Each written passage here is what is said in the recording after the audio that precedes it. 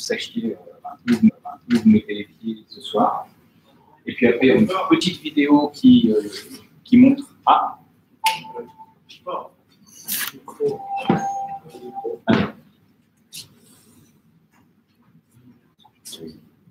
Je recommence.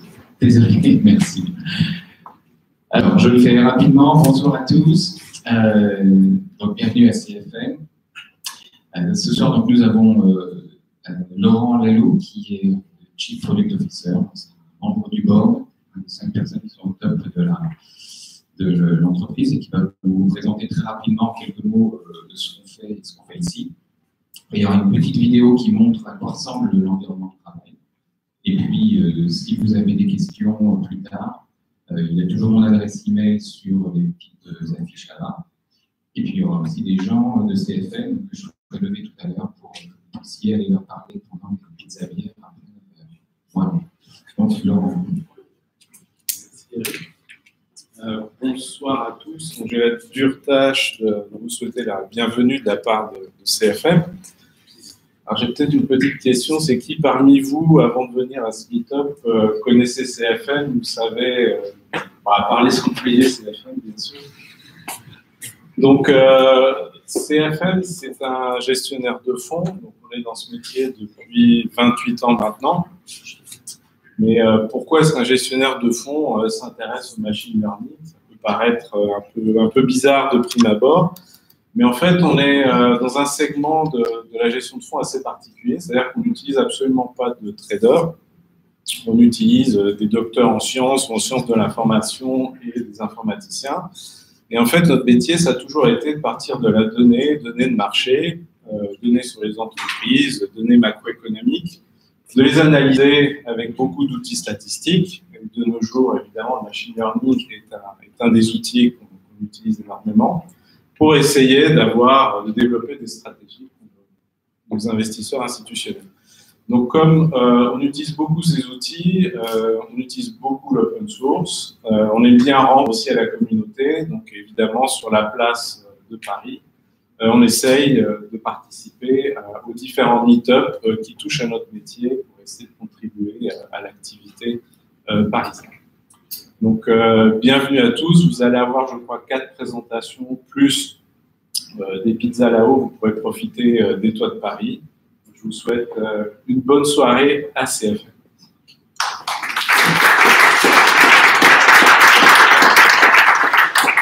Merci Laurent. Donc, petite vidéo pour que vous voyez à quoi ça ressemble de travailler ici, parce que vous ne verrez pas tout. Quand on montrera directement vers des bières spéciales. Et les pizzas. I look at your face.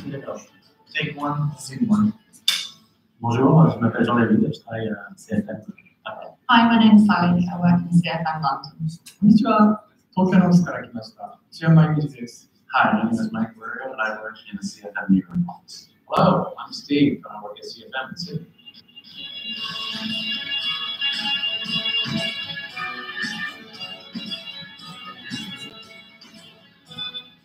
So CFM is a quantitative investment management firm. We don't have humans behind the portfolio management decisions actually making discretionary decisions. We systematize the decision making into rules-based strategies. La beauté de CFM, c'est de parvenir à faire collaborer des gens avec des backgrounds différents, des chercheurs, des ingénieurs et des gens côté business. 世界中からいろんな人が生き生きと仕事をしている、本当にいい会社です。When I'm in the kitchen, I hear every language from Italian, Spanish. It's one of the most international offices I've ever worked at. Enjoyment, collaboration, integrity. Engagement, humilité. 誠実さです。 Je pense que la vision de CFM, c'est d'avoir un environnement qui donne le meilleur pour ses employés. On pense notamment à cette cuisine, à baby-foot, à la terrasse. C'est vraiment un univers très agréable pour travailler. For me, CFM is like a small family. You know, it's just a great place to come to work. Everyone is incredibly friendly, very collaborative, really nice, welcoming teams. Not your typical finance company. It's not about ducks and braces and pinstripe suits. It's a unique combination of the academic environment and the technology environment pulled together. To work at CFM, you need to be passionate about what you do. In every team, you see people who are experts in their field, really committed to delivering the best. That's really a major differentiator.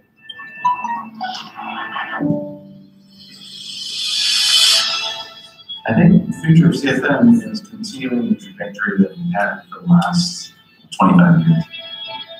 On travaille tous ensemble sur cette mission de délivrer le meilleur service possible pour nos investisseurs, pour les employés, pour le management.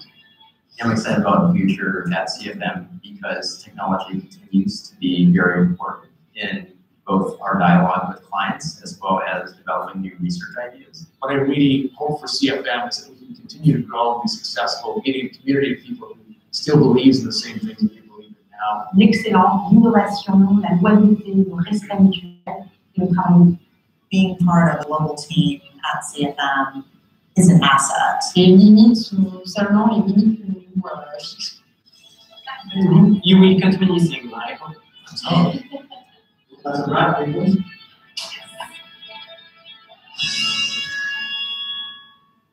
Bon, merci d'avoir suivi ça. Je la trouve un peu long, moi, mais on va la mettre en avant un peu mais aussi. Mais ça vous a permis de voir un petit peu à quoi ça ressemble aussi de l'intérieur. Voilà, donc, comme je le disais tout à l'heure, moi je vais devoir filer malheureusement les obligations familiales, bien entendu, mais j'aimerais que les membres de CFM qui sont là se lèvent. Déjà, je pourrais les compter, donc ce sera bien. Et comme ça, vous, si vous voulez plus tard parler un petit peu, ils seront peut-être encore là. Je vois le grand là-bas, Marc, qui sera là, ça c'est sûr. Et puis, il y a Richard aussi, qui sera là avec les lunettes, hein. C'est sûr. Je pense que tu seras là encore à 9h. Voilà, donc essayez de les repérer, ils sont tous ensemble. Voilà, merci. Donc, à la fin, à 9h, je vais finir par ça, il y aura Richard qui vous aidera à monter par l'ascenseur. Il y aura quelqu'un là pour vous accueillir, et puis d'autres personnes de CFM lanceront pour les courageux des montées de 7 étages jusqu'au 6e. Voilà, là où il y a les terrasses. Voilà, merci encore. Et là, je cède la parole aux organisateurs du Meetup Machine Learning. Merci d'avoir choisi CFM. Ok, merci Eric. Merci à tous d'être venus présents si nombreux. On applaudit CFM, je ne sais pas si on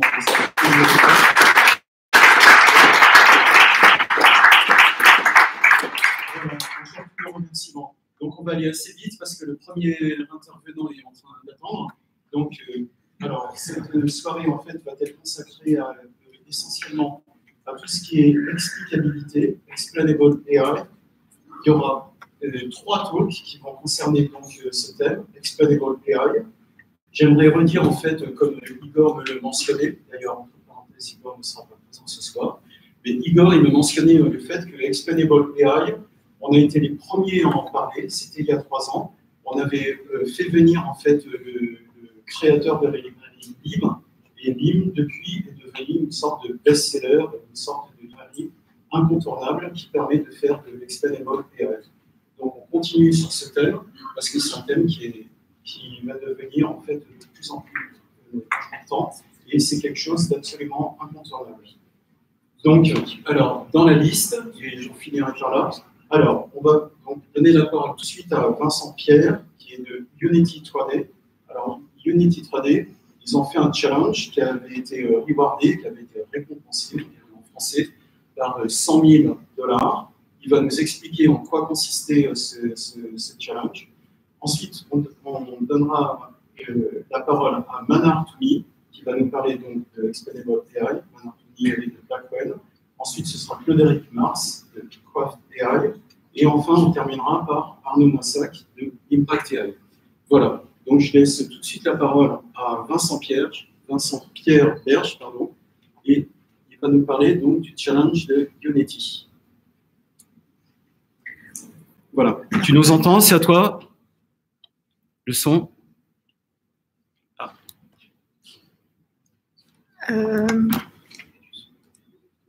Votre son est éteint.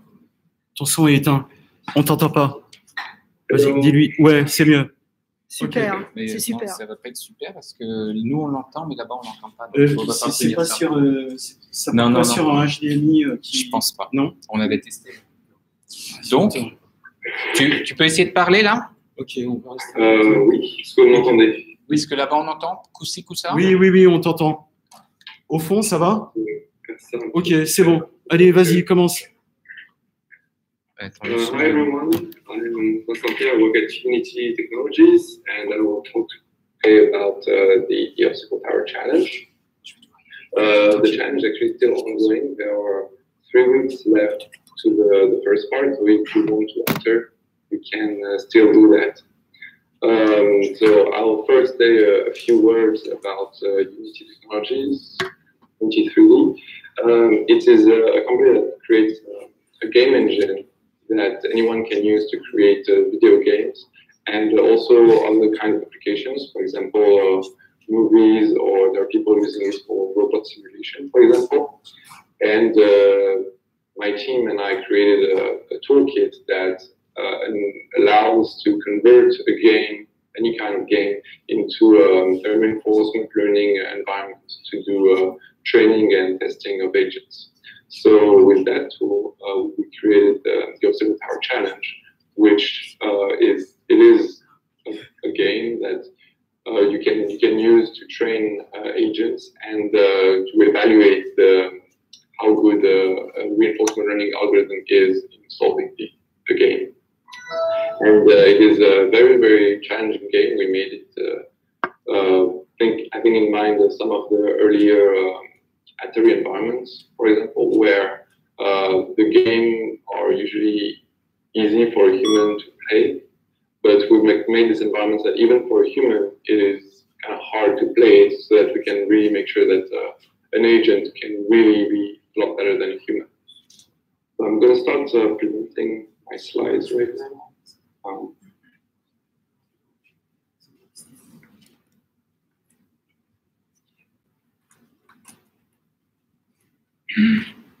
Can everyone see? Okay. So first, a few words on what's the relationship between AI, reinforcement learning, and video games. So I'll start with a few examples. There is not only games, but video games, but also games such as chess and Go that have been used to benchmark algorithms. So, for example, there is AlphaGo, but even prior to that, there was algorithms that could play chess, and we had them play against humans or against each other to evaluate how good our current AI, state-of-the-art AI algorithms are. The 2 images in the middle are from Atari environments, the Atari learning environments, and they are from old video games, and we use agents play these games, and we use their score to evaluate how good they are. And more recently, there are also video games that have a 3D rendering. So there are like 3D environments in which the agents must learn, for example, like how to look at an object, how to turn around. There's this whole 3D representation that makes it a lot harder for agents to learn. That became this new benchmark for a lot of researchers. There is one game in particular from the Atari learning environment, that's Montezuma's Revenge, that is a very, very hard game. And it's very hard for agents to be able to play it because the reward signal in that environment is extremely sparse. Like you have to do a lot of successive steps in order to get even the tiniest reward. So it's very hard to orient the training of the agent. But the advantage is that it has very easy to recognize enemies. The enemies always look the same. The character always looks the same. It requires planning and fine motor skills. So the agent has to be able to jump over pits, grab objects, jump over enemies. And it's very hard to make progress. So it has been used historically as a benchmark for reinforcement learning algorithms, because if an algorithm can do good on that particular game, then it's probably a very good algorithm that can be used in a lot of contexts. But there are some problems that come with Montezuma's Revenge. One of them is that this game is completely deterministic. So you could just memorize a whole trajectory, memorize a set of inputs, and be able to solve the game that way. There is a single solution, so if the agent can just learn exactly what to do in every situation and could just memorize the entire trajectory, which is not a very smart behavior to have. Another disadvantage is that it's a 2D old game, so it's very far from photorealistic games we see today. And the fact that it's hard to make progress is an advantage because it makes it a hard game, but also can be an inconvenience because it's very hard to compare different algorithms on how well they do. So comparing two algorithms that can solve Montezuma Revenge is very challenging. Also, this game has recently been solved. There are algorithms that are better than humans at playing the game. Some examples here.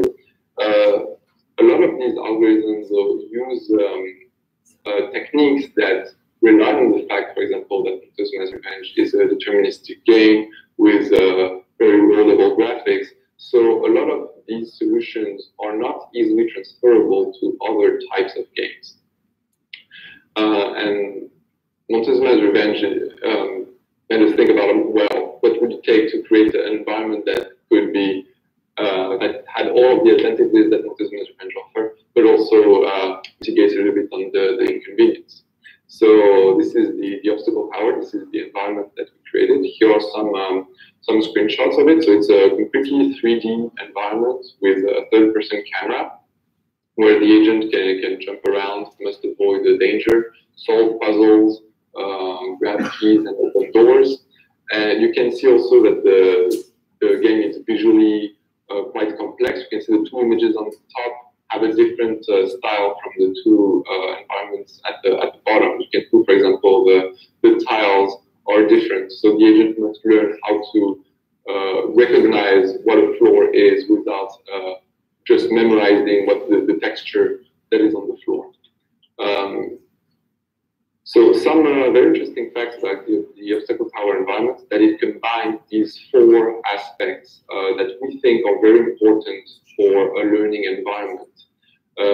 Vision, control, planning, and generalization.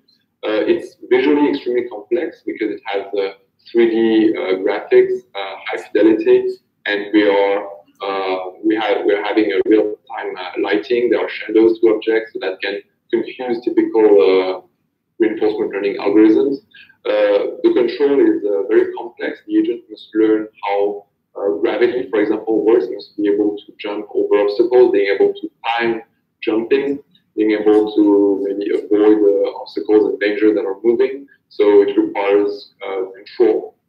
Also, such complexity that forces the agent to do planning, because each floor of the tower, so the tower is separated into multiple floors, and each floor has a layout that has, for example, there are rooms in which there are keys, rooms that are locked that you need to key first, rooms that requires the agent to solve a puzzle before being able to enter. So it requires the agent to be able to plan and be able to maybe sometimes backtrack and go back to places it's been before, and being able to remember what it's explored so that it can effectively get into new rooms and eventually exit the floor to get to the next one. So it's so we think it's something that's also present in Montezuma Revenge, for example, because the agent must be able to remember what rooms it's been in before, so that it doesn't just keep going back and forth between multiple rooms. On these first three aspects, there are learning environments, for example, that really focus on only one of these environments. For example, there are very visually appealing environments that, for example, have a 3D rendering of a home, and the agent just explores the home. They are visually extremely complex, but they don't require the agent to know necessarily how to plan or how to control their motion. There are environments such as, for example, the Mujoko environments, in which these are the locomotion environments where you've seen, for example, humanoids trying to learn how to run. These have extremely complex control, so the agent must learn how to move joints in order to be able to move forward. But there is close to no planning because the agent, for example, just needs to go forward and the agent is most of the time completely blind, so it's just very focused on control. Montezuma's Revenge combines a little bit of vision, control, and planning, but it's very bad for the fourth point, which is generalization. And the obstacle tower is an environment where the floors, the rooms, and the visuals are procedurally generated. So it's extremely hard for an agent to overfit onto the environment. So for example, we generate new layouts. So each floor of the tower is generated procedurally using a grammar. So we just make sure that the floor is solvable. For example, we make sure that a key room is always before a locked room. So it's always possible to exit the floor, but anything that happens in between is randomly generated. So this means that the agent cannot just remember, oh, after this room I have to turn left, and after that room I have to turn right, and then I'll stop the level. The agent will have to learn abstractions and not just remember the optimal sequence of rooms that it needs to explore. There are also each room, so the inside of each room is also procedurally generated. So we use templates for that. We just make sure that the room is solved, but we have templates for puzzles, templates where a key is hidden somewhere, rooms with very particular obstacles, and also the lighting, the colors, and the architectural style is also randomly sampled. So the agent cannot just overfit into, for example, learning what a door looks like and just remember what's the shape of the door, because the door changes over time. So it must learn an abstraction, some kind of representation of what a door really is. How do we evaluate the performance of agents? So remember that with previous environments, being able to compare how agents are performing is very important, because we think that if an agent does very good into an environment, then it must be able to do well onto others as well. So how do we compare agents with each other? We have multiple ways we think are interesting to train and test agents with. For example, you can train an agent on a fixed tower. So this means that you set the random seed for when you generate the environment, and the rooms, layouts, and the visuals will be fixed for that tower. So the agent can basically learn to overfit on that particular tower. Or you can use multiple seeds. So on that image, the colors represent seeds that each different tower with a different color corresponds to a tower with a different seed. So you can train an agent with one seed, or you can train an agent with 100 seeds. So these are the two ways to train an agent. And for testing the agent, you can either do a no generalization testing, in which you just test the agent on a tower that he has seen before and make sure that he's learned properly. We can do what we call the weak generalization evaluation, in which the agent is tested on towers with different seeds. And that means that the agent must be able, for example, like not just remember what's the sequence of rooms it has to explore in order to solve the problem. It needs to create some abstractions and be able to realize that, oh, having a key means that I'm able now to open the door, and must be able to understand these things. And then there is what we call the strong generalization evaluation, in which the visual styles has to be completely different from the visual styles the agent has been trained on. So, for example, if you remember at the beginning, I showed two completely different architectural styles. Well, you could imagine that you train the agent with one style and you evaluate it with another.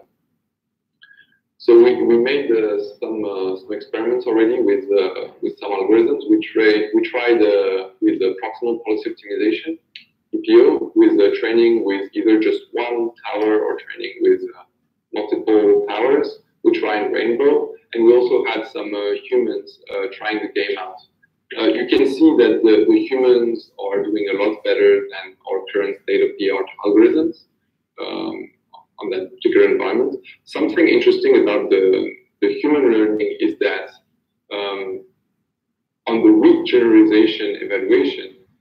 human is able to do as good as without generalization. So this means that if the human sees a different layout in the floor, if it sees a different ordering of the rooms, for example, the human will not be bothered by that. But our current learning algorithms are really bothered by it.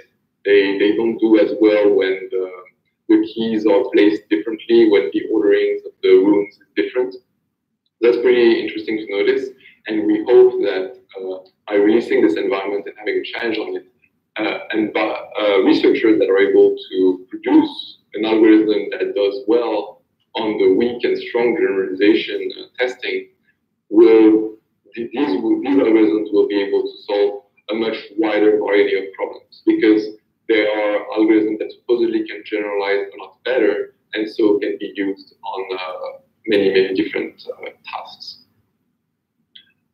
What's next to come? So like I said, there are 3 weeks still for the first phase of the challenge, and there is going to be a second phase of the challenge after that, when we have more floors, more visual themes, and even enemies coming up. And the ultimate goal of the Obstacle Tower Challenge is eventually to release the environment in open source, so release all the code, so that it's even possible to create your own floors, your own puzzles, and so that you can even have even more different environments. Maybe if you want to test a specific algorithm that does something very specific and you need your environment to do something special, then you could modify the environment yourself and make the obstacle tower be whatever you want it to be. So if you want to enter the challenge, it's still open. It's at this website, unity3.com/OTC, OTC for Obstacle Tower Challenge. And that concludes my presentation on the Obstacle Tower Challenge.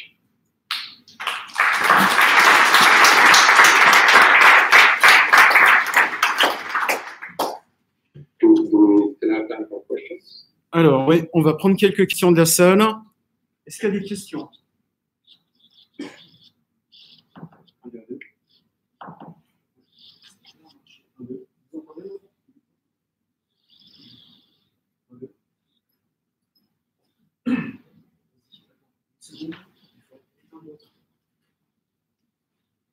Ah oui, mais on ne pourra pas... Vas-y, et je répéterai la question. Super. Bonjour Nicolas Patry. C'était par rapport aux données sur les résultats standards. C'est quoi la variance? Parce que du coup, s'il y a la généralisation, il y a probablement de la variance. Et est-ce que vous l'avez mesuré? Et sur les human data, pareil. Et surtout, c'est quoi qui a testé et combien de tests pour avoir un nombre de grandeur? Que les moyennes soient aussi proches. Tu as entendu la question? Yes. Oui. Okay. So it's about the variance in the data. So yes, they're not represented here for simplicity, but they are error bars to just show the variance. We did the average on 5 runs for all of the experiments, including the humans. So we had 5 different humans playing the game because we cannot just reuse we cannot have the same person. For example, do the weak generalization multiple times, because the more they play, the more they learn how to play, and we can't just reset so we had a lot of humans come and test it out. So we had at least 10 different persons coming, and we had half of them do the no generalization and the weak generalization, and then half of them do the weak generalization and the strong generalization. Does that answer the question? Yes.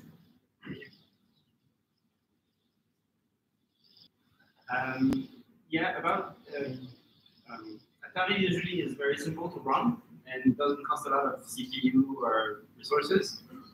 How does Unity compare on that front? And how much more compute resources would I need to run PPO? Yes, that's a very good question. The Atari environments are very attractive because they can run extremely fast, because they are very old games. Unity is a game, so it has some overhead, like there are some. It's heavier. I think I can say that it is heavier than most of the Atari environments. But we made a lot of improvements. We only render when necessary. We disable a lot of unnecessary things in the environment to make sure that it runs extremely fast. And I think I think it runs at 300 frames per second or something, just running the environment itself. So it is pretty fast.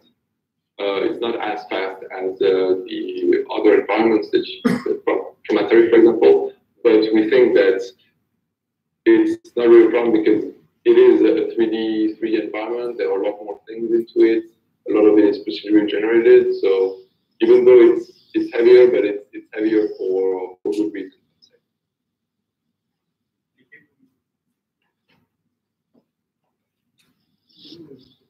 Alors, le micro, on l'a perdu? Est-ce qu'il y a d'autres questions? Non, c'est celui-là qu'il faut. Sinon, on n'entendra pas sa réponse. Il y a d'autres questions? Non? Alors, dans ce cas-là, on va passer au suivant. Je te remercie, Vincent Pierre. Applaudissements.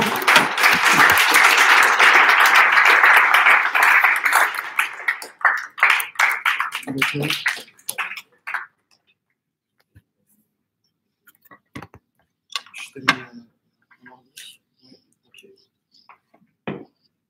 Merci.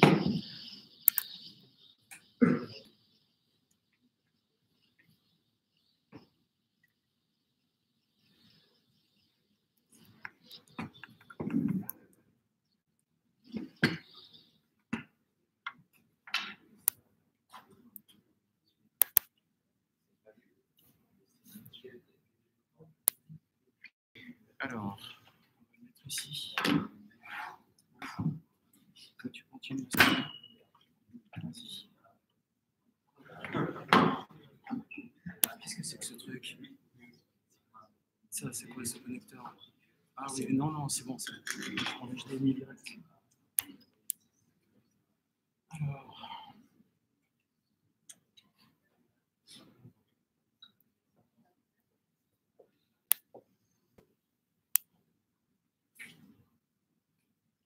Qui se mettent là-bas. Alors, Leonardo et Manar Toumi vont nous parler de Explainable AI.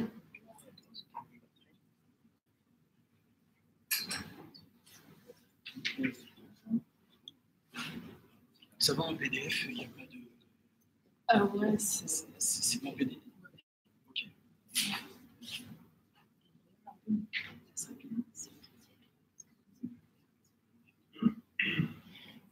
Alors, ça peut... Est-ce que je dois passer? Je vais le brancher. Comme ça, tu peux te déplacer un peu. Alors, ce qui serait pas mal, ce serait qu'on te voit au moins au début. Vas-y. Il faudrait que tu te mettes derrière le sac à dos. Après, tu pourras bouger, hein, mais c'est juste pour le début. Pendant que je fais ça, tu peux peut-être dire voilà qui tu es, etc. Alors, Good evening, everyone.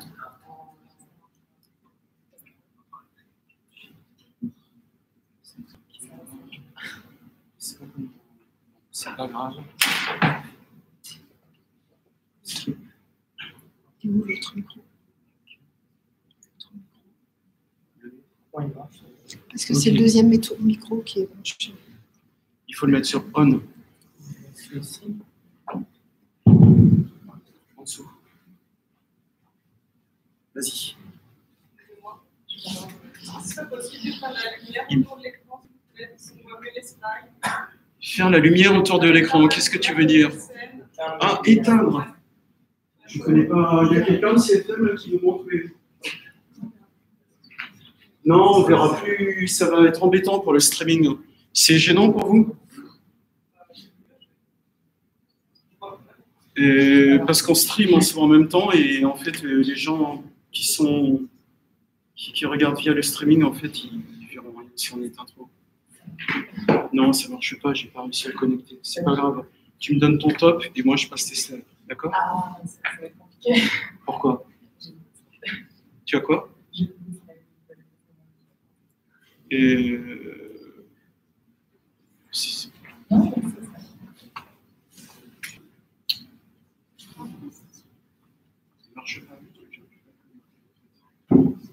non mais c'est pas grave, vas-y. C'est... T'as du mot là-dessus. Attends. Ok. Dans ce cas-là, tu viens. Passe ici. Et puis voilà. Tu te fais toi-même. On va faire comme ça. Ok. Vas-y. C'est tout. Good evening, everyone. Thank you all for having me today. My name is Manar Toumi on behalf of BlackMan, and today I'm going to be talking about unboxing the black box, which means interpreting machine learning models. So I'm not going to be dropping any jokes here by saying that machine learning models are everywhere, as we know. They can book appointments for you. They can beat games, as we saw earlier. They can carry goods in Amazon Depot, and they can even defeat breast cancer. But sometimes things go wrong, like in 2013, where Google tagging algorithm tagged some Black people as gorilla lizards. Struck a lot of controversy. And what did Google do? They just removed the tag gorillas so that this can never happen again. We are in a time where we can no longer accept the answer the algorithm said so. Just I train my algorithm and I have a really good precision, so I can trust it. This is why we need interpretability. It is the degree to which a human being can understand the decision of a machine learning model trained by a machine learning algorithm. Why do we need it? Because it can strengthen our trust. Trust can go both ways. People can have too much trust in machine learning algorithms or too little. It can also help us deduce causation from correlation. It can also help us satisfy some regulations, like in domains sensitive, such as banking or insurance. It can also help us improve our models, because when we know why our model did something wrong, we can probably fix it. So we can say that we can only use interpretable models like linear models or tree-based models, but we are faced with the famous trade-off between interpretability and complexity or accuracy. So we have, on one hand, models that are very simple, very easy to understand by a human being, that can be visualized as a tree or as coefficients in a linear or logistic regression, and models that are complex that can capture a lot of complex structures that are impossible to explain until now. We don't want to give up on accuracy, so how do we get to break the trade-off and get accurate, interpretable machine learning? There's one option is to actually really stick to interpretable models and go beyond what we know and explore some models that are quite overlooked, like generalized attitude models, GAMs, and really try to push them to the max. But okay, but I want to really use real machine learning models. I want to use random forest, I want to use deep learning. So there's option 2 that we opted for, is to use any black box model that you want, and then use interpretability methods or frameworks ad hoc. So we can have our accurate models and also not sacrifice interpretability. So one thing before starting to look at some methods, I'm going to focus on one method in particular. I'm going to explain the taxonomy of machine learning interpretability. There is two kinds. There is two scopes for machine learning interpretability. One is local. It's basically explaining one decision in particular. So say the machine learning model said this because of these reasons. It can also be global. It's explaining the model on how it behaves in general. There are two approaches to interpretability. One is model agnostic, so we consider the model to be a black box. We look at the input, the output, and then we deduce what features were important in making our decision. There are also methods that are model specific, which means that we use the internal structure of the model to get our feature importance, to get the meaning of the decision. So throughout the last few years, there are many frameworks of interpretability that saw the light of day. One example that was mentioned before is LIME. It's model agnostic and it's also local, so it explains one decision. Sample picking LIME, which is LIME in the global scope, and model-specific approaches like deep lift for deep nets and tree interpreter for tree-based models. The thing about all of these methods that we saw is that they lack rigor, they lack mathematical rigor. They all make very huge assumptions, and they are very unpredictable.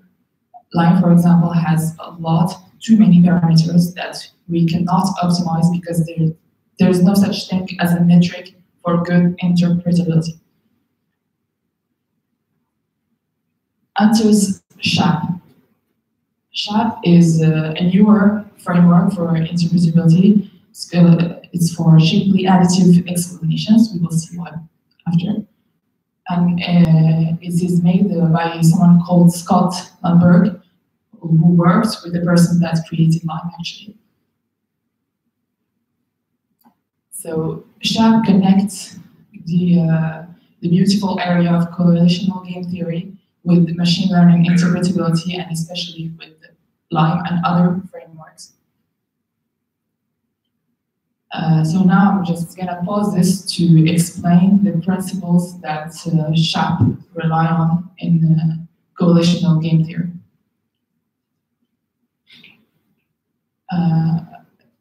Correlational game theory studies the behavior of a group that works together in order to achieve one goal, in order to maximize one score. So for that, we're going to take the example of the escape room example. I hope you're all familiar with it. Yes. So the rules of this escape game is we have 1, 2, 3 players. The players have 1 hour to solve all the puzzles in the room and to escape. Their score is their time to 1 hour, so if they get out in 45 minutes, their score is 15. And their prize is the thing that they get at the end is equal to the minutes they have spent. So this is a team of 3. They escaped with a score of 18 and 180 rupees. We have Bob Nash, Kim Worrell, and Neoman.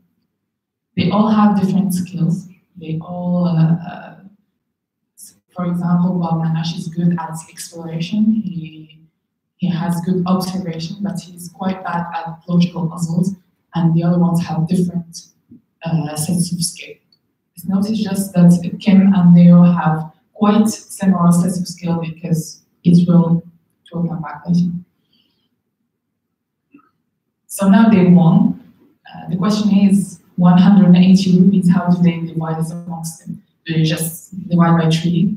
Maybe, but I think That is probably fair for some people, but what is the explanation of fairness according to coalitional game theory? According to Shapley, members should receive payment proportional to their marginal contribution.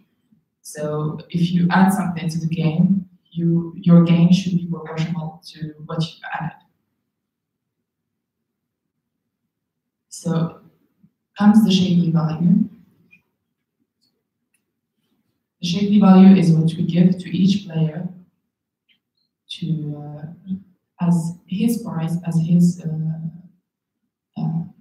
part of the price, and it has many interesting properties. It is efficient, so the sum of what we give to each player is what they want collectively. It is symmetric, so if two players are completely replaceable with each other, they will have the same price. If a player is at the corner and he doesn't do anything, we will give him nothing. And the additivity of the games. So if there is one huge escape game composed of 2 rooms, what the player would win in the whole game is what he would win at the first game, plus what he would win at the second game. Okay, now we're gonna see how we will divide the winnings amongst these players. Now, how do we compute their marginal contribution, what each player added to the game? We will do a little experiment. It's a little just try to imagine. We will let the players test the rooms one by one. So each player goes into a room and tries to solve it on his own. We will send the second player. We will retrieve the first player, wipe out his memory so he can't remember what he did, and send them with the second player. So we can see what each player added. So we sent this player alone, and he managed to get out in 55 minutes. So he scored a 5. We sent the second player we sent him with the second player after wiping the first memory. So he got out with a score of 7. And then the third got out with a score of 8. So this is what he added to the final prize. So if we did just give each one what he added in this particular combination, we would see that it's not fair because, for example, player 2 and player 3 had exactly pretty much the similar skills. So what if the third player started first? He would probably add more. To be totally fair, we must look at all the possible orderings. So this is an example of 3 players. We have all the 6 possible orderings. And in white, we have what player 1 added in each scenario. So to be completely fair, what we would give each player is the mean value of what they added in each scenario. So this is what player 1 would get.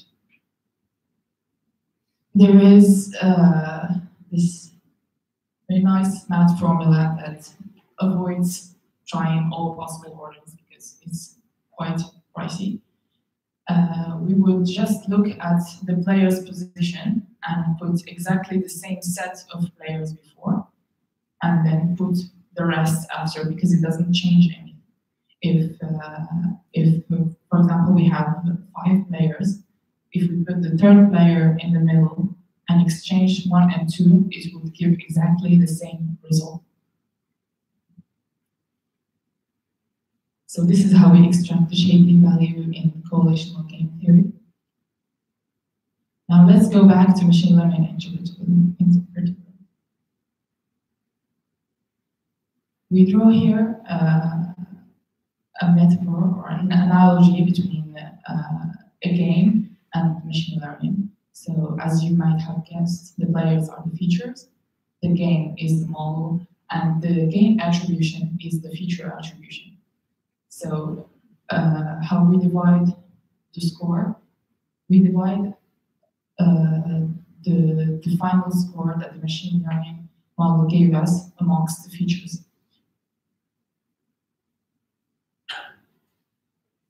The properties we will have using Shipley value is local accuracy, which means that if we add the contribution of each feature, we will get the actual prediction. Missingness, if we add a random variable that does not that has no correlation with our output, it will not have any feature importance. And it's also consistent, so if we change our training data set to have one feature be more impactful, it will show in its feature importance later. So the actual package that is available in Python, it has three sub functions. It has kernel SHAP, which is model agnostic and actually is inspired by Lime. So it selects a representative sample of the training data, and it fits a linear model on this data set with as much as possible combinations of present or absent features. So it blocks out some features and keeps the rest with as much as possible combinations, because we cannot do all of them. And blocking out a feature does not mean putting it to 0, because it doesn't make sense, but it's just putting it to the mean value of the training data set. So then we fit a linear model on this generated new data set, and we get some coefficients, and these coefficients are actually the contribution. SHAP has also two other libraries, pre-SHAP and DeepSHAP, that actually use other methods, but specifically for deep learning and tree-based models.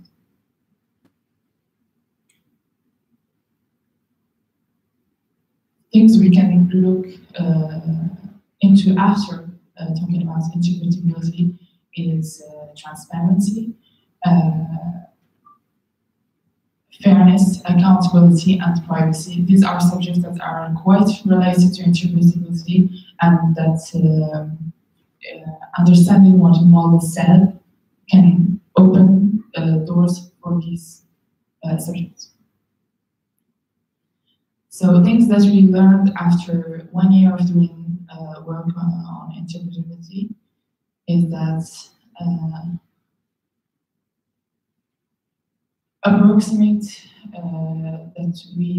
the only solution that actually works right now is just approximation, local approximation of models. And Lime, for example, gives very unstable explanations. That's why we chose CHAP, because it does give very stable explanations. It does not have any parameters to tune.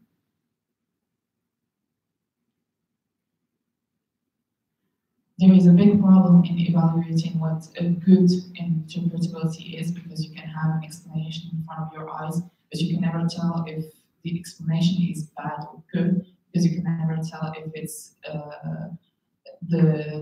the model that is doing something wrong, or that your explanation is bad. There is a problem with computational speed. Things that are model agnostic, like kernel SHAP and Lime, are very time consuming, and the libraries that are available right now are not high quality, so they take a lot. So I'm going to talk a little bit about how we are using interpretability in Blackmin. For those who don't know, Blackmin is we make products for banks for fraud detection in real time, and we believe that our clients need to have reasons for blocking or not blocking a transfer. So we do fraud on bank transfers.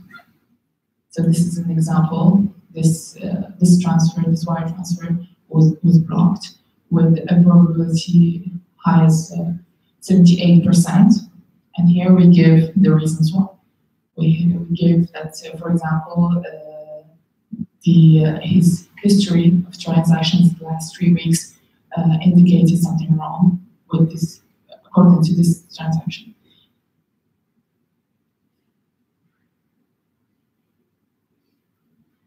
So thank you. And if you want to learn more about the methods that we studied in machine learning interpretability, we have a GitHub page with a lot of methods, especially with Slime. There is tree interpreter, which all the shacks and others, and there are notebooks that test these methods and the corresponding libraries. If you have any questions.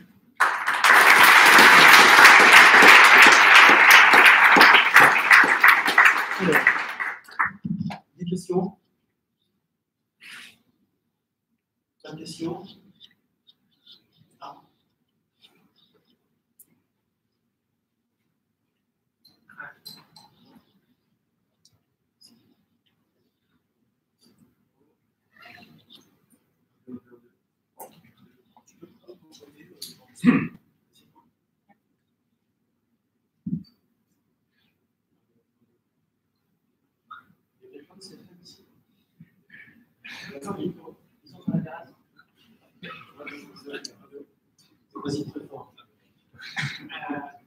Thanks for your presentation.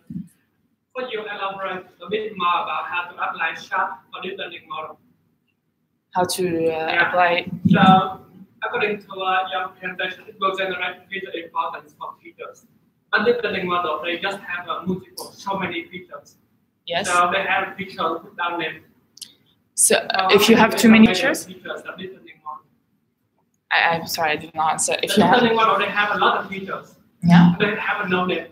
For example, in your presentation, you have a name like the age of the customer or the transaction in several ways. But for the learning model, you have no names. Yeah. So yeah, this is a good question. This is a real problem in interpretability. If you're gonna have interpretability that relies on feature importance, you must have features that are themselves interpretable. But if you are doing something like feature engineering before your model, you can take the original features that are humanly explainable. So, for example, for words, you are transforming them to a vector. But you can take the words and consider that your model is everything from feature engineering to the model, and consider that the inputs are the actual words. And there was also a question about the number of features.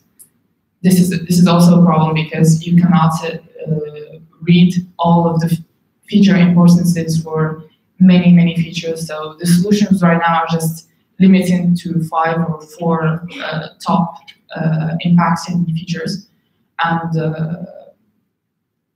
it's a real problem. Il y avait une autre question, vas-y. Thanks for the presentation. If I understood well, sharp values are just are feature importances. I mean, they tell you the importance of each variable. Yes, but they are local, so it's not like feature importance as we know it is in, for example, random forest, it's global single instance. So it's, for example, what you saw earlier in the example, it will not be the same for another transfer. So it gives you the reasoning for this exact transfer. This is the difference between this and the regular feature importance. And so I was wondering if this local interpretation allowed you to improve your models. I was wondering if I use the shape values, okay, can they help me to improve the model other than just say I would that there is this variable which is suspect, I get it read on my model, I repeat it again. Yes, you can find problems with the way you trained your model. For example, there is this famous example in the Lime library where they trained an algorithm to look for dogs and the wolves, and it was doing very well. But when they used interpretability on it, they found out that it was just looking at the background. So if you put a dog in the forest, you will see that it's tagged as a wolf because the machine learning algorithm is just learned that wolves are outside and dogs are inside. So this is you can after that you can just change your training data or just improve your training data, for example. Encore une question, vas-y. So here you have a system which takes a decision regarding the transaction, and then the decision is a binary decision, whether either it's to block the transaction or make it block the transaction, and then you do some kind of devices come back to the explainability of the system. You are able to come back to the features which have been used in terms of different ways to contribute to this decision. How do you do that? Well, because you have your model, you can actually, it depends on the method that you're using. For example, in kernel shell, you will generate a data set that is based on your instance, based on your transfer. You will use it by blocking some features or letting them be, and seeing what feature actually is impactful when it's there, and the fact that we are missing it changes the score by a lot. Yeah, so you display the progress bar layer to say here it's stop here because it contributes to this decision. There's no text to say well I apply this feature and then there's no French, no English, just this graphic picture. Yeah, it's just weights. Yeah, technically these bars are just weights, just numbers. And it is actually the value that was added by this feature. Yeah. Tout au fond, vas-y, essaie de parler très fort pour qu'on puisse t'entendre.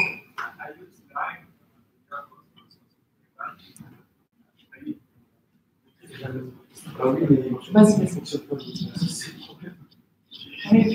Essaye de le couper. Non. C'est bon, voilà.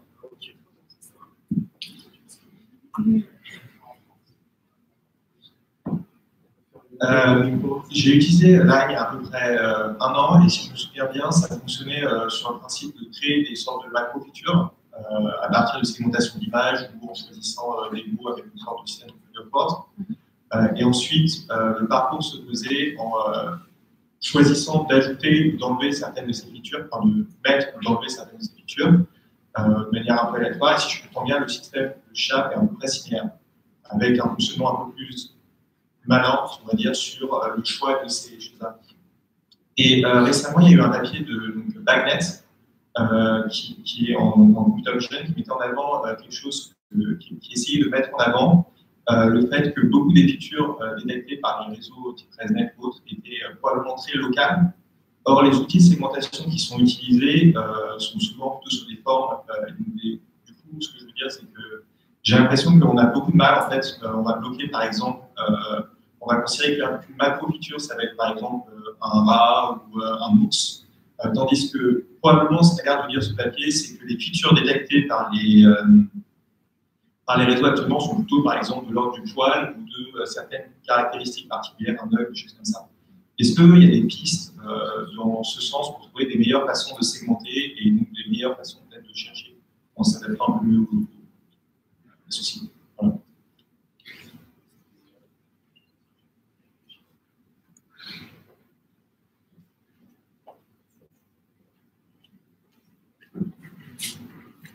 So I'll be honest, I haven't worked a lot with image interpretability. It was much harder than just tabular data. For tabular data, it's quite straightforward. So if you want to block a feature, it's right there. For an image, it's more complex because you need to segment your image. There are things that are specific to deep learning, like I said before, deep lift or deep shaft can be more useful in this case. Encore peut-être une ou deux questions. Vas-y, parle fort. Is the computing of all the possibilities for linear regression not computer intensive, and when you think about running it in real time, is it blocking point or? Yes, it is, because so what KenoShap does is it doesn't compute all the possibilities, it computes to a certain point. So if you have more than 30 features, it just blocks it. So it just does 2 power of 30 combinations, which is a lot. So it does consume a lot of time. But methods that are more specific to one kind of models, like tree shaft, for example, is less time consuming, a lot less time consuming. So yeah, KenoShap is very time consuming, Lime as well.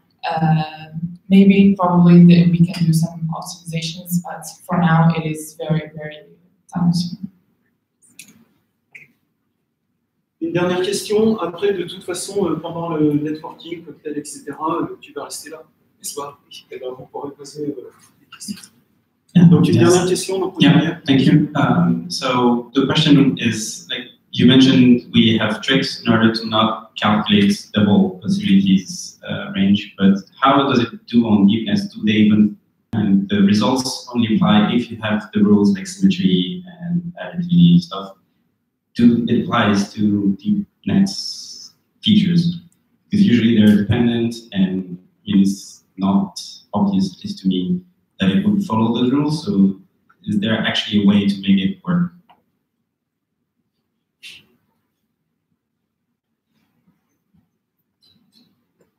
So the rules don't apply on the features themselves, they apply on their importance. So it's something that SHAP guarantees and not that SHAP needs.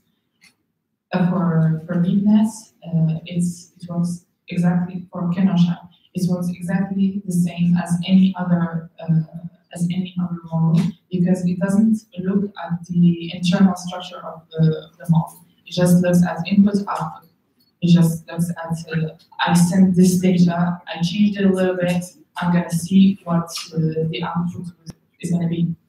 There is something else called deep shaft, which actually looks at the internal structure of the deep learning method that you're using.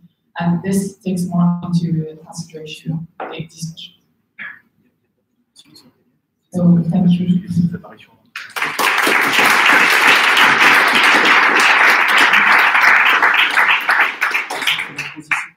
Ok, donc transition avec Frédéric, Mars, GraphKI.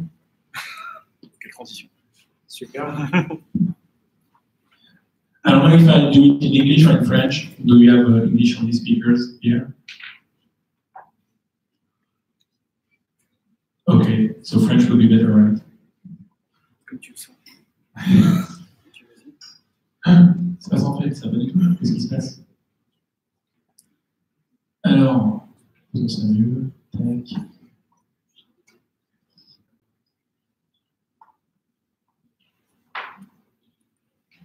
Ok, bonsoir à tous. C'est comme ça qu'il faut que je le mette, c'est ça, un peu plus compatible. qui fait que je vais plus à gauche. Ah, je me vois, c'est super chouette. Bonsoir à tous, je m'appelle Claude-Éric Mars, je suis CTO chez Craftail et ce soir je vais faire hyper original, je vais vous parler d'explicabilité. Alors tout le monde parle d'explicabilité, faites attention, ça va aller super vite. Le DARPA, l'INRIA, le gouvernement américain, le gouvernement français, même Luc Julia parle d'explicabilité. On trouve des MOOC maintenant sur l'explicabilité, sur Kaggle par exemple. Il même fait de la pub sur la transparence. Des petites startups, des boîtes de services. Alors, je me pose ici parce que Quantmetry, ils ont sorti un livre blanc à la fin de l'année dernière qui est hyper bien sur le thème de l'explicabilité. Je vous enjoins tous à aller le voir. Normalement, je partagerai mes slides à un moment. Et il est vraiment bien. Et du coup, nous, chez Craftail, on fait plus que ça parce qu'on fait de l'explainable AI as a service. Alors concrètement, ce qu'on fait, c'est une API qu'on vend à des équipes produits, des équipes métiers dans différents types de boîtes.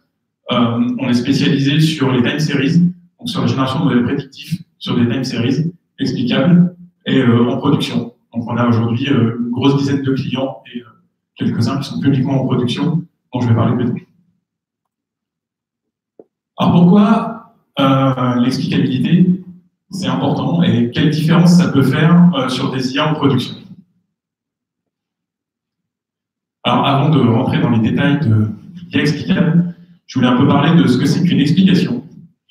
Alors je vous enjoins aussi à aller lire un papier hyper intéressant d'un mec qui s'appelle Tim Miller de l'Université de Melbourne, qui en gros a fait une revue de publications en sciences sociales, donc en psycho, en sciences cognitives, en philosophie, sur ce que c'est qu'une explication et à quoi ça sert pour des êtres humains. Alors en gros, j'ai extrait quelques trucs, mais un aspect hyper intéressant, c'est que d'après les auteurs qu'ils citent, une explication, c'est là pour que la personne avec qui on explique se fasse un modèle mental de comment le système fonctionne. Donc qu'il soit capable de prédire les sorties du système, qu'il soit capable de contrôler que les sorties du système sont bonnes.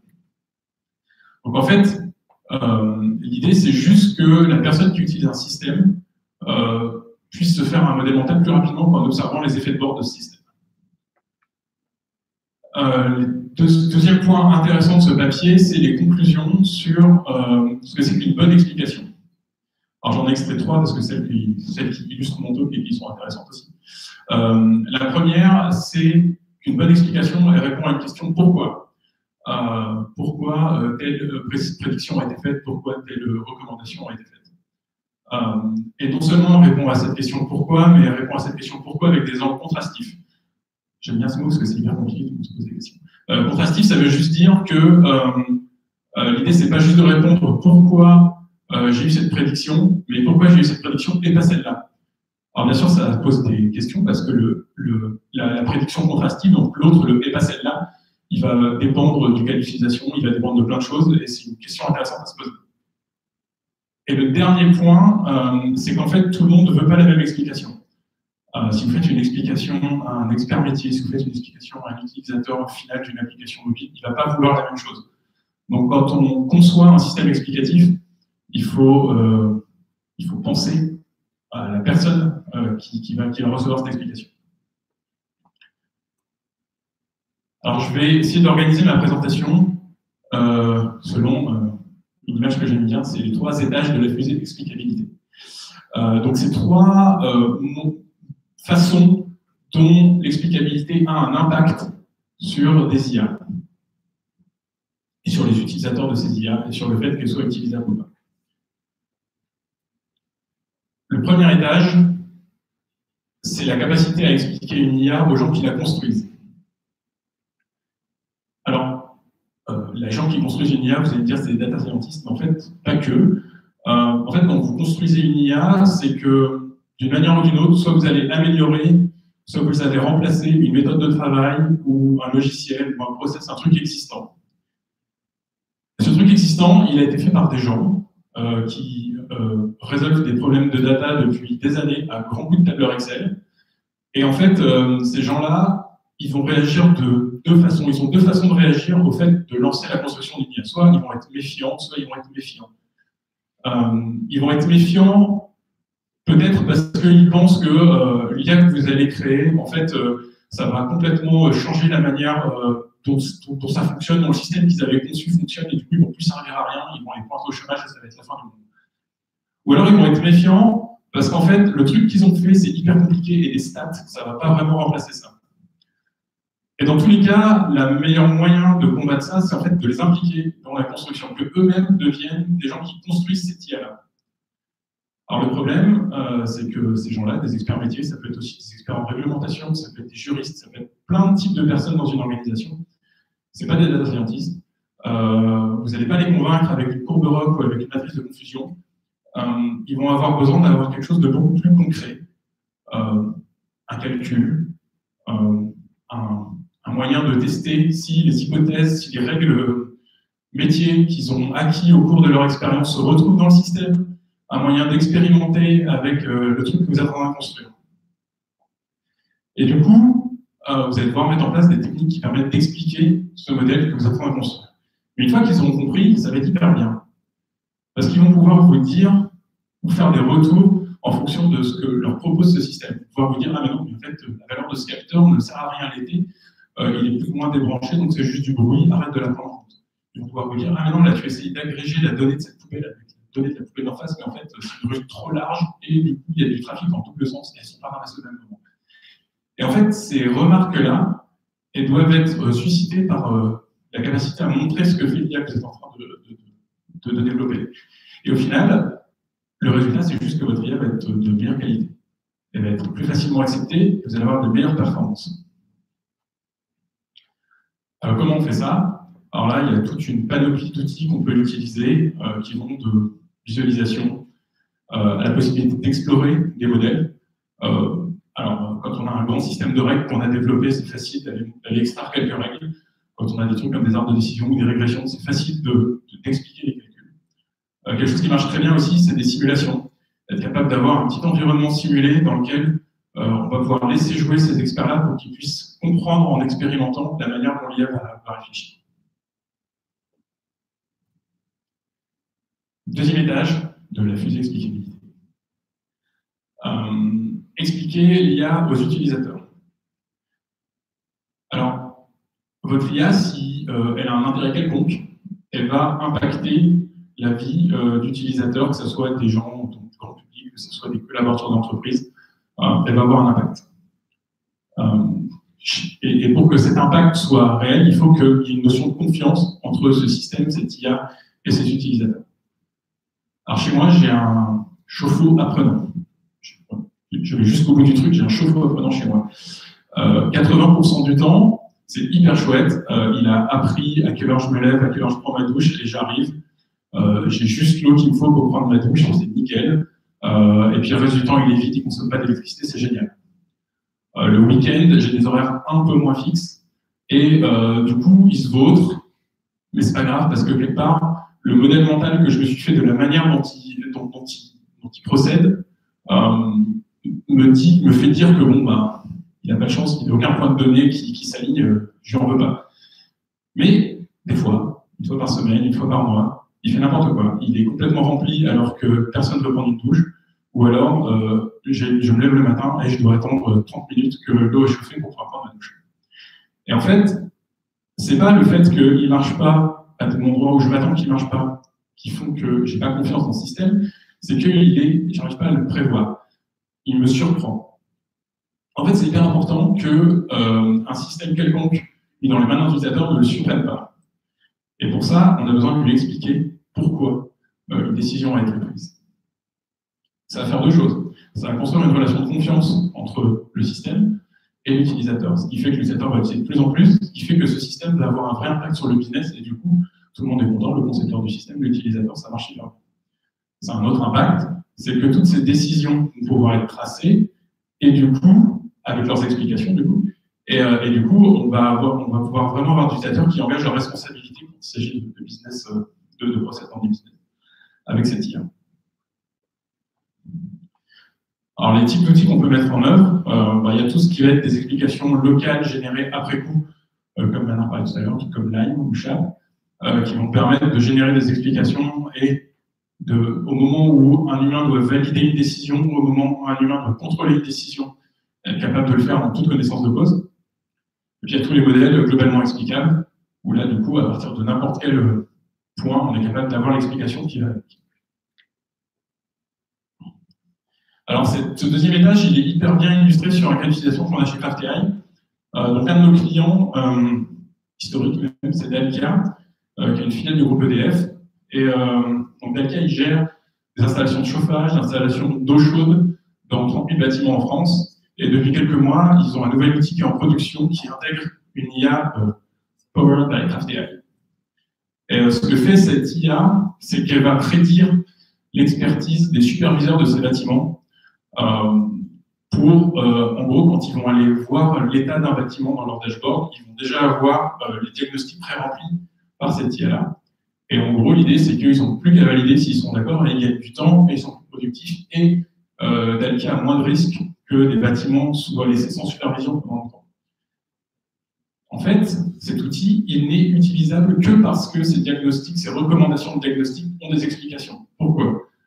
Parce que si on n'avait pas ces explications, en gros, les analystes qui doivent valider, qui engagent leur responsabilité quand ils valident, devraient refaire la même étude des données avant de valider. Donc en fait, ils ne gagneraient pas de temps, donc le système n'aurait aucune utilité, donc on n'aurait pas Dalkia comme client. Et donc le système n'existe que parce que, d'une part, il est suffisamment performant pour que la plupart du temps, les analystes puissent lui faire confiance, et parce qu'il y a ces explications qui permettent aux analystes de comprendre pourquoi un diagnostic a été proposé. Alors avec eux, pour l'instant, on fait c'est vraiment les règles extraites qui permettent de générer la prédiction qui sont affichées à ces analystes. On est en train de travailler sur justement des explications contrastives, et pour le coup, on a testé avec quelques utilisateurs, c'est vraiment un truc qui les intéresse. Donc là, on est vraiment dans un cas où l'explication est la raison d'être de cette IA. Le troisième étage. Alors le troisième étage, c'est l'idée d'être capable d'expliquer une IA à un autre logiciel. Alors on a vu que c'était super chouette de pouvoir que des humains puissent comprendre le fonctionnement d'une IA. C'est super chouette quand ces humains doivent la contrôler, c'est super chouette quand ces humains doivent valider les décisions de ces IA. Mais en fait, à l'échelle, ça ne marche pas, les humains. Donc si on a beaucoup d'IA qui prennent beaucoup de décisions sur des données différentes, en fait, il va falloir beaucoup d'humains pour quand même interagir avec elles. Et dans certains cas, en fait, pour passer à l'échelle, on va mettre ce raisonnement métier, ces règles de validité d'une décision, ces limites métiers, etc., on va vouloir mettre dans un autre logiciel. Et donc, en fait, on se retrouve à devoir expliquer le fonctionnement de notre IA à un autre logiciel, avoir un agent autonome, une IA qui a potentiellement découvert ces règles de fonctionnement, qui va dialoguer avec un système expert dans lequel on a intégré le savoir-faire de nos humains. Et en fait, quand on réfléchit aux possibilités que ça offre, c'est plutôt chouette. Parce que ça veut dire concrètement que notre IA devient inspectable, que ça devient une espèce de base de connaissances dans laquelle on peut naviguer programmatiquement, sur laquelle on va pouvoir prendre des décisions. Concrètement, ça veut dire que des concepts à l'intérieur de cette IA vont pouvoir être découvrables par un programme informatique.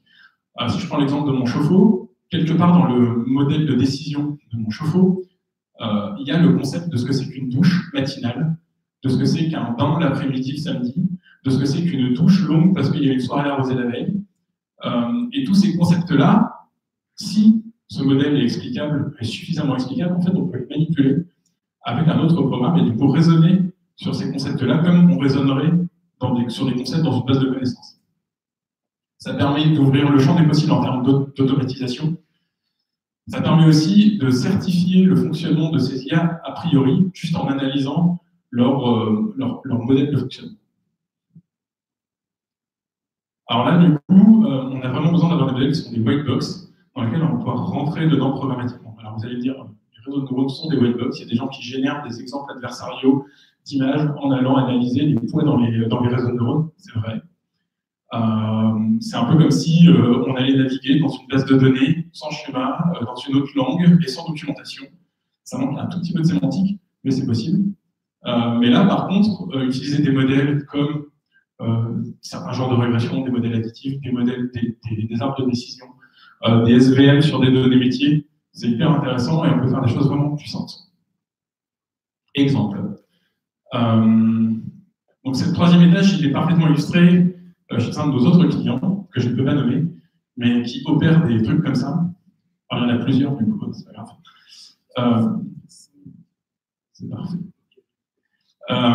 Et donc, ce fournisseur d'énergie, ils sont en train de commencer à proposer à leurs utilisateurs une application de coaching énergétique. Alors, pour l'instant, c'est sur une certaine population d'utilisateurs, mais c'est en train de se répandre sur tous les utilisateurs. Normalement, d'ici quelques mois, ça devrait être complètement public.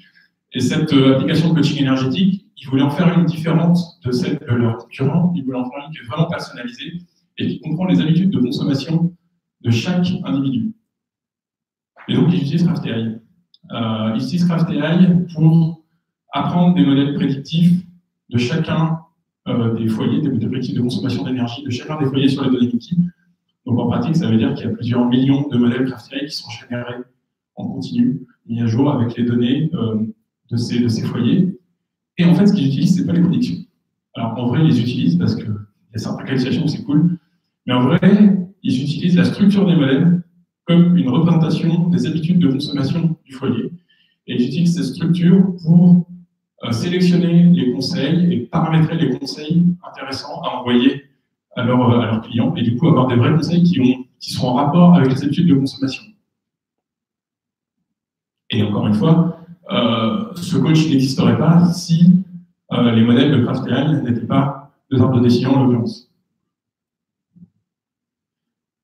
Alors, l'explicabilité, c'est hyper cool, mais si ça marchait sans aucun problème, s'il n'y avait plus rien à faire, on s'ennuierait un petit peu. Alors, il y a plusieurs challenges. Le premier challenge, Manar en a parlé tout à l'heure, c'est que, en fait, je vous ai dit, il y a des modèles plus explicables que d'autres, c'est hyper cool d'être explicable. Je vous ai mis une vague définition, mais je ne suis pas capable de quantifier ce que ça veut dire plus explicable ou moins explicable.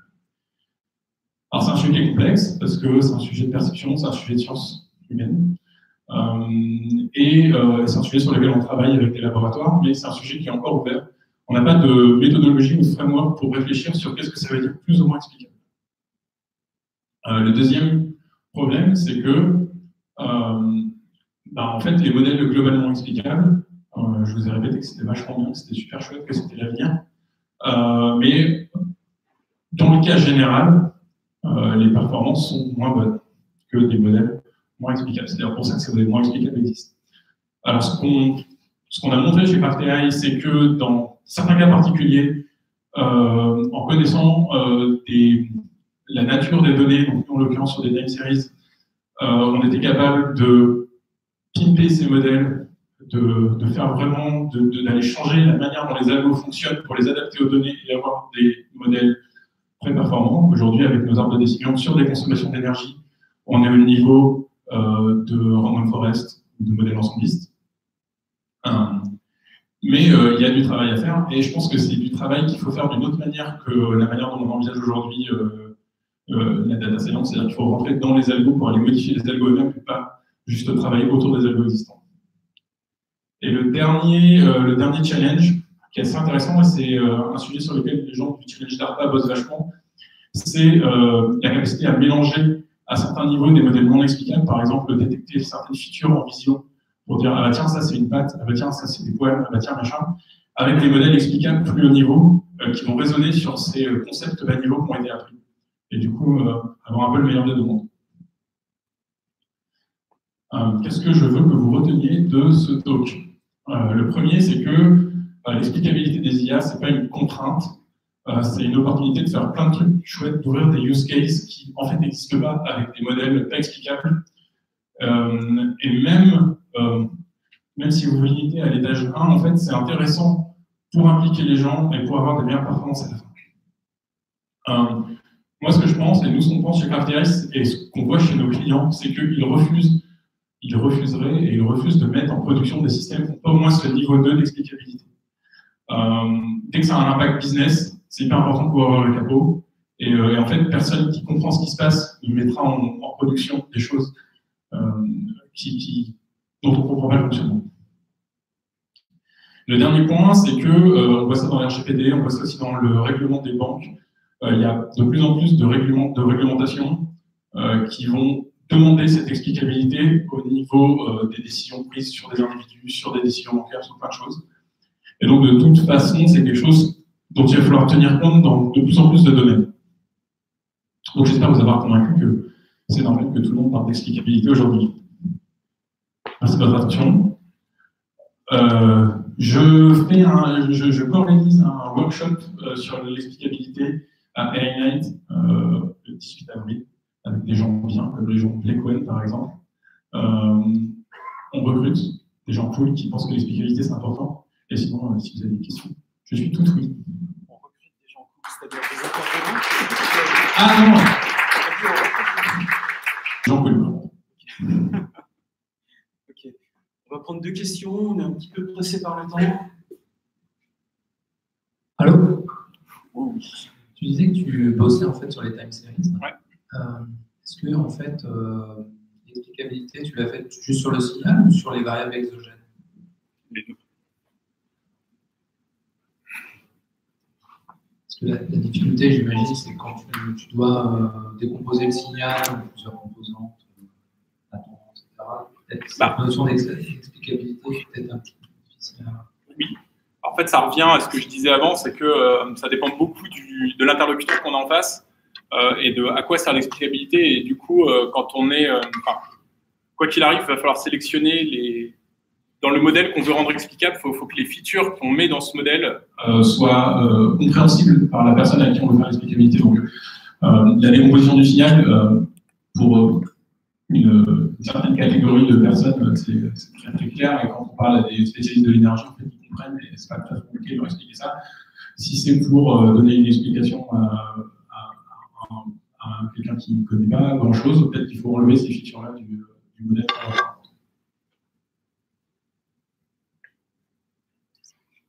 D'accord.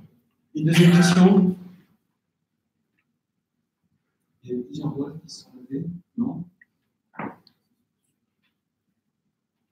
Très bien. On te remercie. Merci à Frédéric.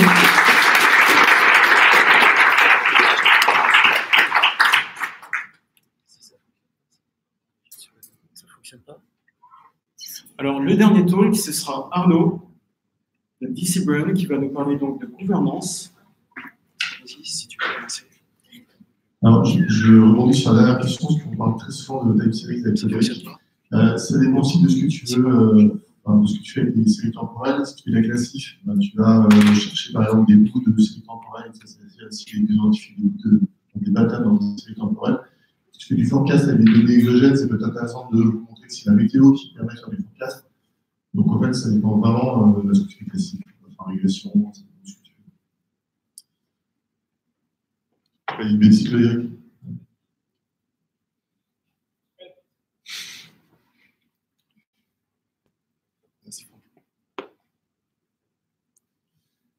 Ok, cool. Voilà, parfait.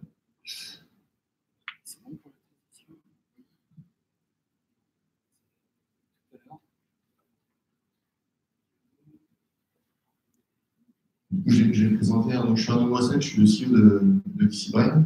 Donc chez DC Brain, pour faire simple, on modélise et on optimise des réseaux physiques, genre des réseaux de gaz, de chaleur, d'élec, etc., en faisant du machine learning et de la recherche opérationnelle, en faisant de l'intelligence artificielle, pardon.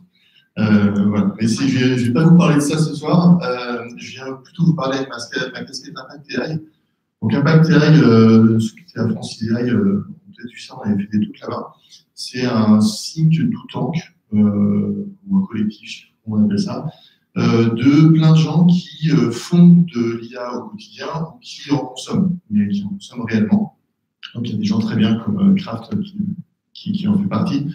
Il y a des grosses boîtes comme Micro. Ah oui, excuse-moi. Ah oui, c'est bon, on l'a vu. Ouais, sans masquer les candidats, c'est pas. Oui, c'est bon, je suis calé. Des gens comme voilà, Microsoft, Orange, voilà, des groupes comme ça. Il y a aussi des académiques, enfin, il y a plein de beau monde là-dedans. Et en fait, le but de cette association, c'est de travailler sur l'IA éthique. Et d'être très prescripteur, c'est en fait d'aider les gens qui font et qui utilisent de l'IA à la rendre plus éthique. Donc, il y a un des groupes de travail qui s'appelle Responsible AI, c'est toujours mieux de le dire en anglais, même si c'est assez franco-français comme association. Alors, déjà, un petit disclaimer, c'est que ce n'est pas l'IA qui doit être responsable, c'est les gens qui font de l'IA qui ne doivent pas faire n'importe quoi avec les algos qu'ils développent. C'est pas la même chose. Un algorithme, ça sert, ça fait ce qu'on lui dit de faire. Donc, si les specs à la base, c'est n'importe quoi, ben, l'algo va faire n'importe quoi. Par exemple, quand on dit que Parcoursup n'est pas juste, c'est pas Parcoursup n'est pas juste, c'est que Parcoursup prend des décisions.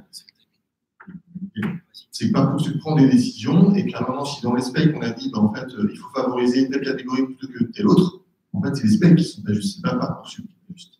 Mais on oublie souvent de dire qui a fait les specs et qui a validé les specs. Typiquement, dans Parcoursup, c'est pas très voilà, et donc, dans ce groupe de travail, celle qui s'en occupe, c'est Sylvain Lindalsa, puis aussi Nicolas Demassieux d'Orange, qui est plus sur la partie gouvernance, moi je suis plus sur la partie technique.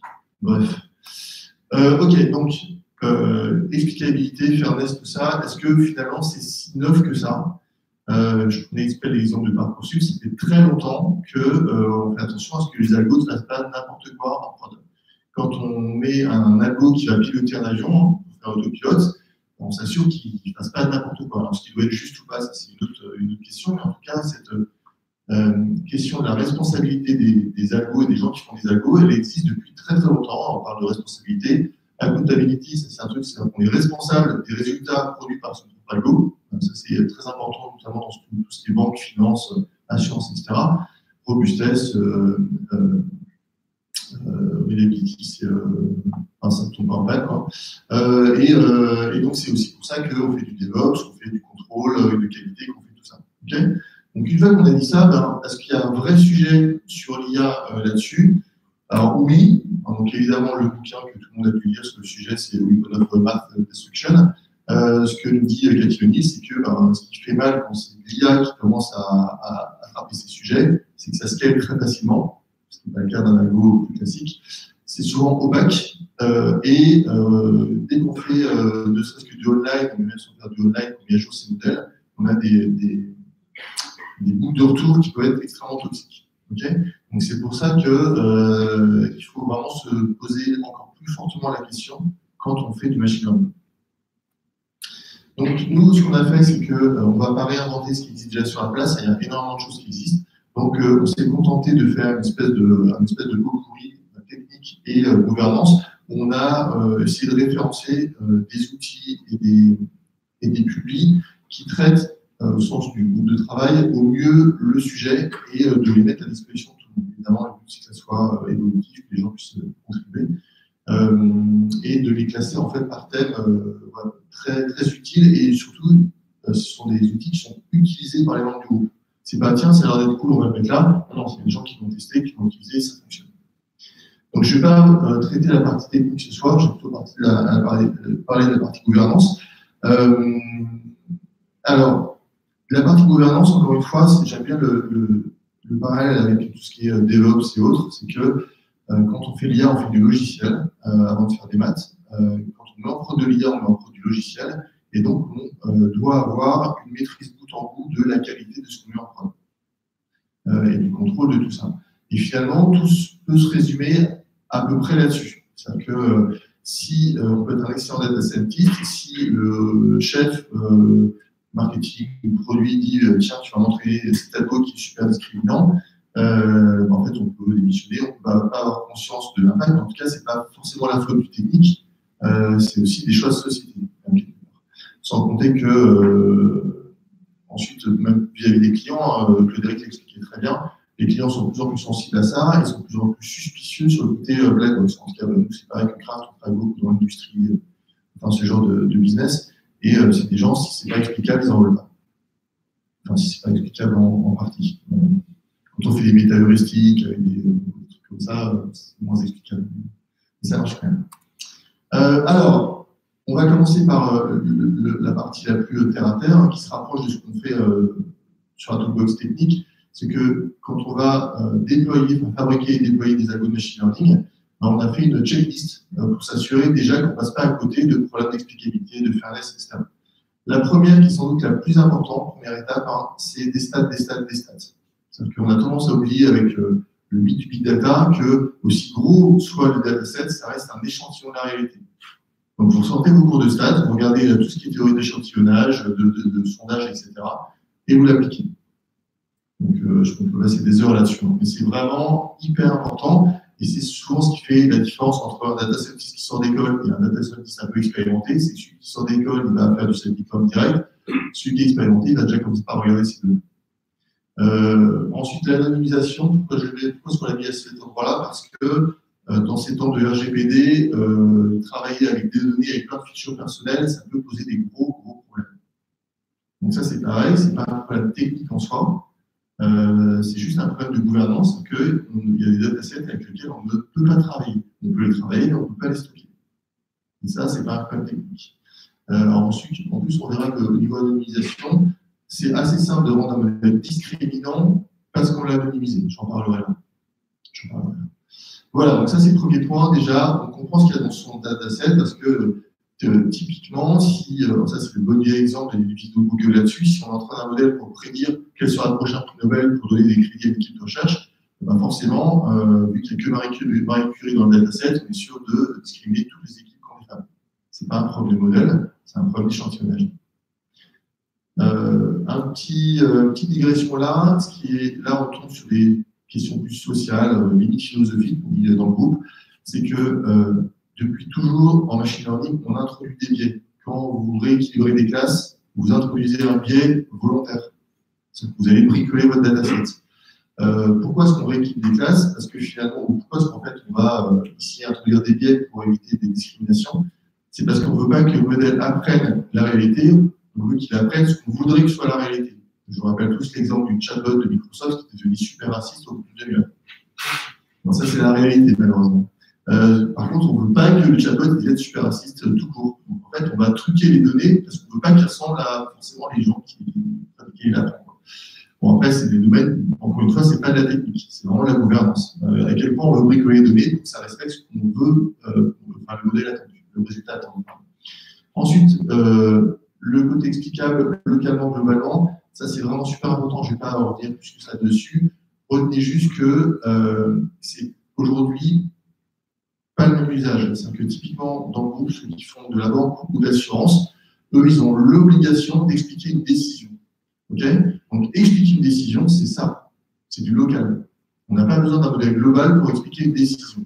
Un modèle global, ça peut être utile pour s'assurer qu'on n'est pas en train peut-être de discriminer ou qu'on est à l'aise sur le comportement du modèle dans l'ensemble du dataset passé, présent et futur. Par contre, pour expliquer pourquoi on a refusé un prêt ou accepté un prêt, du local, ça suffit. La bonne nouvelle, c'est qu'on l'a vu lors du deuxième talk, c'est que des choses comme Chap, ça marche vraiment super bien. C'est vrai que nous, on ne fait pas de computer vision sur des sujets là-dessus, mais sur les autres datasets, ça marche quand même super bien. Et donc, n'hésitez pas à utiliser des choses comme Chap. C'est sur GitHub, ça se met très facilement dans un notebook. Commencez à jouer avec. Il n'y a pas besoin d'acheter des solutions à la data robot qui vous laisse l'explicabilité unique au monde. Il y a des choses qui marchent très bien déjà sur GitHub. Voilà. La distribution de l'erreur est-elle juste? Ça, c'est un point que j'ai toujours trouvé très marrant. On peut avoir un modèle qui, globalement, a des très bons scores, mais qui va discriminer par l'erreur. L'exemple typique, c'est j'ai un modèle qui va attribuer des prêts, okay, et on va se rendre compte que en fait, les hommes ont beaucoup de faux positifs. C'est-à-dire qu'en fait, on leur attribue des prêts alors qu'ils n'ont pas dû être attribués, que les femmes vont avoir pas mal de faux négatifs, c'est-à-dire qu'on leur refuse des prêts, alors qu'en fait, ils auraient dû l'avoir. Quand on regarde l'erreur et les scores globaux, le modèle reste très bon, sauf qu'en fait, on voit que le modèle se trompe dans un sens pour une catégorie et dans l'autre sens pour l'autre. Donc on voit clairement que c'est un problème de distribution de l'erreur en fonction des catégories. Donc il y a des outils qui existent, il y a un outil de Google qui est assez bien foutu pour faire de la visualisation, qui permet en fait de faire en gros, on filtre par catégorie dans le dataset et on sort les erreurs, enfin on ventile les erreurs par dataset. On a fait l'agrégation d'erreurs par dataset. C'est pas facette, c'est ouais, je crois que c'est ça, ouais. Motif, ouais. Et ça marche très bien. Il y a effectivement ta facette qui est intégrée dedans pour cette partie-là, en fait. Ouais. Donc jouer avec, c'est vraiment sympa. Quatrième point, c'est est-ce que le modèle est en train de stigmatiser des groupes sensibles? Alors ça, c'est un exemple avec l'anonymisation. On va reprendre un sujet sur les femmes, comme en fait, celle qui pilote le groupe, c'est une femme qui est assez active là-dedans. On aime bien prendre des exemples un peu clivants comme ça. Typiquement, je vais faire un modèle qui me donne un score pour recruter quelqu'un. Okay, une des features pour recruter quelqu'un, ça va être la continuité d'employabilité, enfin de l'emploi. C'est-à-dire que est-ce que la personne a tout le temps bossé ou est-ce qu'il y a eu des trous en fait, dans son CV. Bon, en fait, comme je prends un CV, comme je prends un dataset où j'ai enlevé l'info de genre, parce qu'en fait, c'est pas du tout RGPD et j'ai pas envie de discriminer. En fait, toutes les femmes qui ont eu des congés maternité, je discrimine. Voilà. Donc, ça peut être, pourtant, on ne va pas le voir dans la distribution de l'erreur, parce qu'on a viré la feature, mais en fait, on a créé un modèle discriminant. Donc, c'est pareil, il faut aussi valider cette partie-là. Cinquième point super important, c'est que, vu que les modèles maintenant servent réellement en prod, c'est pas juste pour gagner du cagueule, le modèle, il doit être robuste aux attaques. Ça, le computer vision, c'est tout ce qui est attaque, adversarial attaque, voilà, et autres. Et puis, il doit surtout être supervisé, déployé en prod, qui tourne, comme n'importe quel algo, comme n'importe quel computer métier. Voilà, donc avec cette checklist, au quotidien, déjà, c'est une bonne façon de s'assurer qu'on ne fait pas de boulettes. Bon, il y en a d'autres, il faut l'enrichir, mais c'est quelque chose qui fonctionne assez bien. Ensuite, d'un point de vue gouvernance de plus haut niveau, alors c'est important d'en parler, je ne sais pas si c'est public ce soir, mais en tout cas, dans vos entreprises, c'est important que vous mettez ça en place. Alors, ce qui est sûr, c'est que c'est plus axé grands groupes. Je pense qu'en dessous d'une centaine de personnes, on n'a pas besoin de mettre des chartes, des manifestes, des trucs comme ça, mais en fait, il y a de plus en plus de grands groupes qui font de l'IA. Et donc, c'est important que, en fait, on ne laisse pas les data scientists tous seuls dans leur coin à prendre des décisions. En fait, ce n'est pas leur métier de prendre ce type de décision. Donc, encore une fois, le modèle, ça reste un code, hein, ça reste un programme qui va faire ce qu'on lui demande de faire. Si vous êtes un bon data scientist, votre modèle va faire ce que vous demandez de faire. Donc, ce qui est hyper important, c'est de définir les attendus. Je reviens à Parcoursup. Quels sont les specs? Est-ce que ces specs sont discriminantes ou pas? C'est pas un problème technique. Donc, ça doit commencer. Donc, ça, c'est notamment Orange, AXA, etc., qui ont pas mal poussé ces sujets-là. Déjà, avoir une position claire au niveau de l'entreprise. C'est à la mode. Il ne faut pas hésiter au niveau des grandes entreprises à dire nous voilà comment on traite le côté fairness des algorithmes et comment on traite le côté fairness de l'IA. La bonne nouvelle, c'est que même légalement, au niveau banque et assurance, on est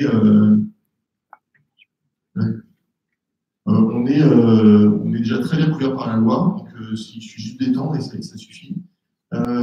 C'est super important d'avoir des gens qui vont superviser ça au-dessus de la tête de ceux qui produisent de l'IA ou qui en consomment. Donc il faut nommer des comités, on met des panels d'experts. C'est pareil hein, dans les entreprises qui depuis longtemps font des stats, font des actuaires, etc. Ça existe déjà. Il faut juste l'étendre à ce niveau de la techno.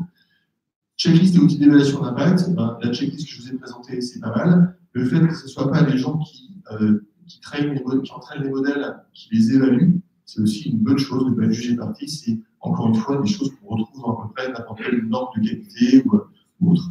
Et puis, on parle aussi de plus en plus de certificats. C'est encore pas très clair. L'idée, c'est qu'il y a des gens qui commencent à se poser la question de est-ce qu'il faut être capable de certifier qu'une IA est faite ou pas. Bon, ça c'est aussi une manière de faire du business, donc ça peut être intéressant pour certains. Sachant que derrière tout ça, l'IA peut être fait en Europe, enfin faire en Asie et pas faire en Europe. On ne va pas rentrer ce soir dans ces considérations-là. Voilà. Il faut évidemment former tout le monde. Ce que je suis en train de vous raconter, il faut raconter à tout le monde. Enfin, évidemment l'enrichir. Ou soit en ligne, soit en présentiel. Et surtout, pour ceux qui vendent de l'IA, ils savent qu'il y a une espèce de brouillard. Enfin, les clients souvent ne comprennent pas bien ce qu'il y a derrière ce mot. Et soit ils doutent, soit ils pensent que c'est magique. Donc, en fait, la formation, c'est pareil, c'est la meilleure façon de se prévenir de ces problèmes. Et puis, il y a énormément de publications sur le sujet en ce moment. Vraiment énormément. C'est un sujet que je trouve passionnant, donc faites-vous plaisir, lisez un peu tout ce qui traîne. Je vous ai mis en bonus, du coup, une publi qui vient de sortir, c'est des gens de Télécom qui l'ont fait, qui est sorti il y a 15 jours, qui est vraiment très sympa sur ces sujets-là. Voilà. Je vous remercie.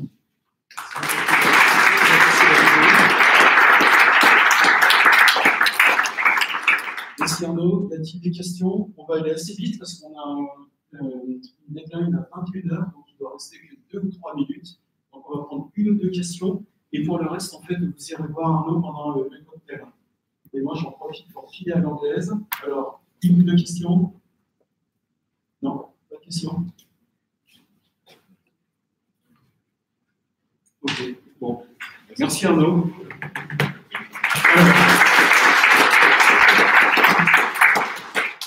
Le prochain meet-up, on vous remercie d'être venu. Le prochain meet-up, c'est le 10 avril de mémoire. Et voilà, on vous tient informé par rapport au programme.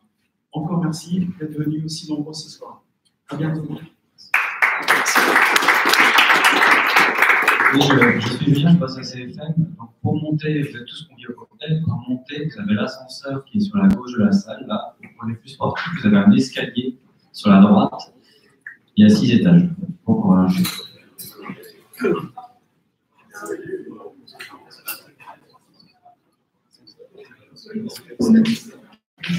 Excusez-moi avant juste de partir, je vous invite à aller sur le blog de Udity parce que c'est vraiment quelque chose de très sympathique pour apprendre l'apprentissage par renforcement.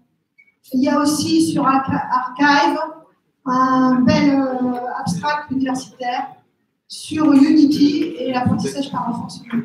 Merci. La vidéo aussi.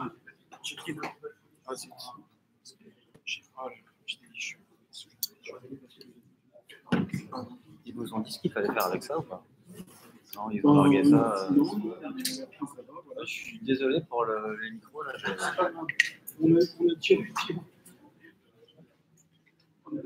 Et encore, vous n'avez pas testé parce que le pire, en fait, c'est horrible.